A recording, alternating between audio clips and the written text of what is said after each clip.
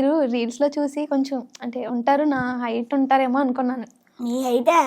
అయ్యి బాబోయ్. అంటే నేను పొట్టే కదా చాలా, అయితే సో మరీ చాలా పొట్టిగా ఉన్నారు.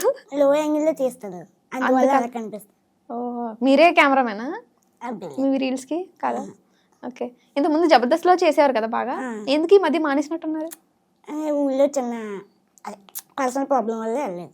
పర్సనల్ ప్రాబ్లం అంటే అంటే తెలుసుకోవచ్చా? చెప్పకూడదని కాదు, పెన్షన్ వస్తుంది కదా నాకు అవును. ఫిజికల్ హ్యాండిక్యాప్డ్, అది వెరిఫికేషన్ కోసమని అయిపోయి. ఓకే.